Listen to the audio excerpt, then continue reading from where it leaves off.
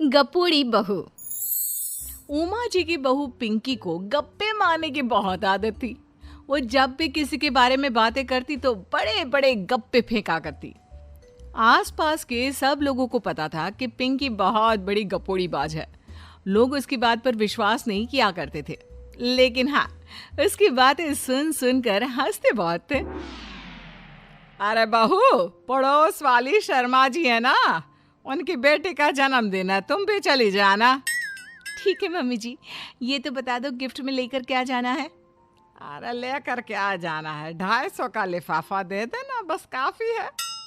अरे मम्मी जी, अच्छा लगेगा क्या? पड़ोसी हैं हमारे, हमें कुछ बड़ा लेकर जाना चाहिए। अरे बहू, इतना काफी है। जानती हैं आप, मेरे मायके में जब पड़ोस में किसी की बर्थडे होती थी ना, तो मम्मी कुछ ना कुछ गोल्ड का ही देकर भेजती थी। पड़ोसी के बर्थडे में सोना? कैसी बातें करती हो। और नहीं तो क्या, आपकी तरह थोड़ी ना लिफाफा पकड़ा दिया।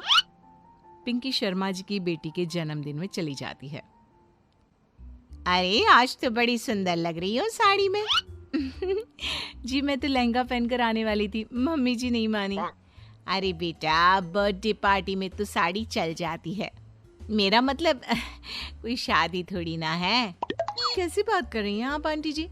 मेरे मायके में तो छोटे छोटे फंक्शन भी हम लोग लहंगा बनवाते थे बुटीक से, डिजाइन करवा कर। चाहे पड़ोस में किसी का जन्मदिन हो, मेरी मम्मी हमेशा बुटीक से नया लहंगा डिजाइन करवाती थी। मैंने तो ऐसा कहीं नहीं देखा, ये तो तुमने आज बड़े कमाल की बात बताई। अरे जाने दीजिए, कोई बात नहीं। और बताइए, आपकी बेटी नजर नहीं आ रही। अरे भाभी, मैं यहाँ हूँ, ये देखिए मेरा ड्रेस कैसा लग रहा है। ठीक ही है, मतलब बर्थडे के हिसाब से थोड़ा हल्का है ना। अरे भाभी, इतना सुंदर गाउन पहना है मैंने। मैं ना शादी से पहले अपने बर्थडे पर हमेशा जरी वाला लहंगा पहना करती थी, यही मैं तुम्हारी मम्मी को भी बता रही थी। इसके बाद केक काटने का प्रोग्राम शुरू होता है। सब लोग इकट्ठे हो जाते हैं। शर्मा जी की बेटी का केक देखकर पिंकी से रहा नहीं जाता। उसके अंदर का गपोड़ी बाज बाहर निकल कर आ जाता है। अरे इतना छोटा सा केक! अरे बेटा, मेहमानों के हिसाब से ही है, जितने लोग इतना बड़ा केक। आंटी जी, कम से कम 4 या 5 मंजिल वाला केक तो बनाना चाहिए था। आपकी बेटी का बर्थडे रोज रोज थोड़ी ना आता है। मेरे बर्थडे पर हमेशा पापा 4 केक बनवाते थे, सारे केक 4-4 मंजिल के होते थे। वहां पर सारे लोग उमा जी के मोहल्ले के ही थे और वो पिंकी के गप्पे मारने की आदत से अच्छी तरह वाकिफ थे, इसलिए सब लोग उसकी बात सुनकर हंसने लगे, लेकिन किसी ने पिंकी से कुछ नहीं कहा। एक दिन सुबह सुबह पिंकी ने अपनी सास से कहा, मम्मी जी, मेरे मम्मी पापा मुझसे मिलने के लिए यहाँ आ रहे हैं। अरे वाह, ये तो बहुत अच्छी बात है। उनके आने की तैयारी करो, अच्छा अच्छा खाना बनाओ। वैसे कब तक आएंगे? मम्मी जी फ्लाइट से आ रहे हैं, कल शाम को 4 बजे की फ्लाइट है। फ्लाइट? लेकिन बेटा, तेरा मायका तो यहाँ से 2 घंटे की दूरी पर है। तेरे मम्मी पापा फ्लाइट से कब से आने लगे? अरे मम्मी जी, आपको पता नहीं है, मेरे मम्मी पापा ना आधे घंटे की दूरी के लिए भी फ्लाइट का टिकट बुक करवाती है। अरे गप्पे थोड़े कम मारा करो बहू, कोई फ्लाइट से तब आएगा ना जब यहाँ पर एयरपोर्ट होगा। तुम्हारी मम्मी क्या उड़कर आएगी घर में? अरे हाँ मम्मी जी, मैं तो भूल ही गई थी। वो क्या ना, मेरे मम्मी पापा हमेशा फ्लाइट से ही ट्रैवल करते हैं, तो मेरे दिमाग से ही निकल गया था। अगले दिन पिंकी के मम्मी और पापा पिंकी से मिलने के लिए उसके घर आते हैं। आइए आइए जी, आपका बहुत बहुत स्वागत है। और समदन जी, हमारी बेटी की कोई शिकायत तो नहीं ना? ठीक से संभाल लिया है ना आपका घर? अरे मेरी बहू बहुत समझदार है, घर का काम बहुत अच्छे तरीके से करती है। बस थोड़ा ज्यादा बोलने की आदत है उसे, आपको परेशान करती होगी ना। बात तो आपकी सही है, उसकी थोड़ा ज्यादा नहीं बहुत ज्यादा बोलने की आदत है। लेकिन कोई बात नहीं, आपकी बेटी दिल की बहुत अच्छी है, बस थोड़ा बोलती ही तो ज्यादा है। पिंकी बेटा, इधर आओ, देखो तुम्हारे मम्मी पापा आए हैं, तुमने इनके लिए खाना तो बना लिया ना? वो क्या है ना मम्मी जी, आपसे एक बात कहनी थी। हाँ हाँ बोलो बहू, क्या बात है, डरने की कोई जरूरत नहीं। वो मम्मी जी, मैंने सोचा मम्मी पापा आए हैं तो खाना बाहर से मंगवा लेती हूँ।